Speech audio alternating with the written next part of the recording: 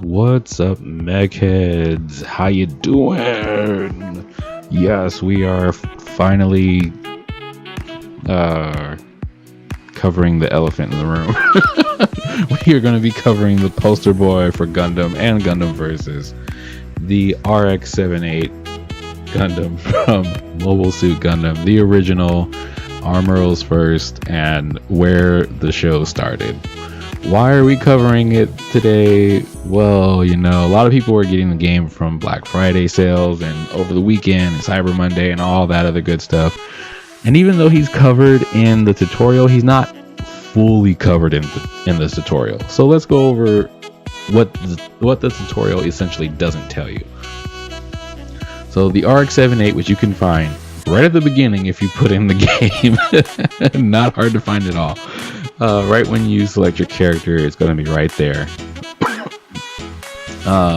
Is a 400 cost various type. So whenever you die, it's going to cost you or your team 400 points to respawn. Various means that the Gundam is balanced between both range and close combat. So choosing a gear is completely up to you. It doesn't matter which one you pick. It just depends on your playstyle. They both have their various advantages and disadvantages. Getting into the basics, we all know the original Gundam doesn't have any custom movements, but you know, we're for the sake of our show, we're gonna do it anyway. But getting into the basics, you know, beam rifle, beam saber, Gundam hammer, bazooka, the javelin, the Gundam hammer again. You know, that's what they pretty much tell you in the tutorial. But what they don't tell you in the tutorial are other things. So we'll cover those other things as we move along. Getting into it, like I said, no custom movement animations, just pretty standard, very balanced, right? We have the beam rifle, we have the two-handed shot when charged. We have the hyper bazooka, which fires 3 shots. They have pretty good tracking if you're within range, and the lock-on is red, so you can use those to combo with. Both the beam rifle and the hyper bazooka are not manual reloads, they reload on their own. So keep track of how many shots you use just in case, because they do take a while to recharge. Your L2 is your javelin.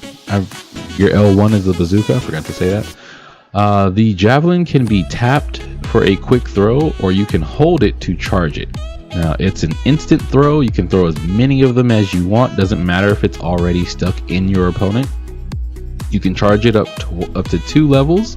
So you just keep holding it and it'll just keep getting bigger. And once it hits the second one, it'll just stop, but you can still hold it. It has pretty decent tracking and it's pretty fast. You can combo with it also.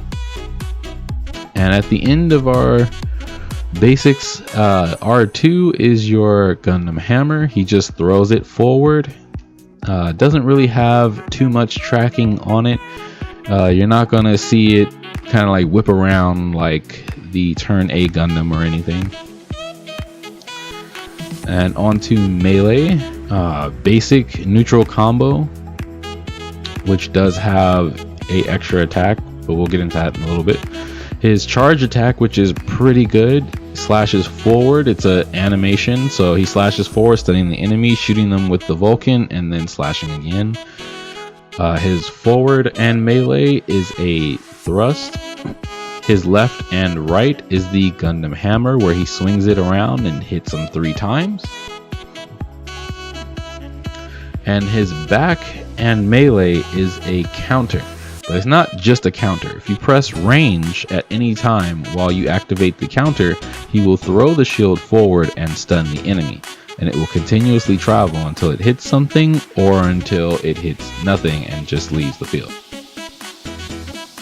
This stun can be used for melee potential, so it has utility.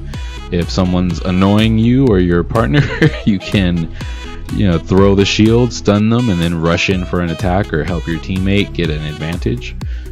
This counter attack also blocks projectiles to an extent, so it can be used as a regular block. And for the neutral melee combo, if you press melee, just the button twice without pressing any direction, and then you press forward in melee, he'll do this hit where he hits them with the saber, knocks them up, and slams them down, which also has really good combo potential if you clip the animation. During the gear activation, I didn't find anything extended, no additional animations, no extra attacks, just the usual buffs that you get from activating it. And for his burst, it's the pretty standard, oh, I should say not standard, it's the classic last shot pose, which we all know. Yeah, it is what it is. He's the original. We all know that pose. It's pretty much everywhere in Gundam.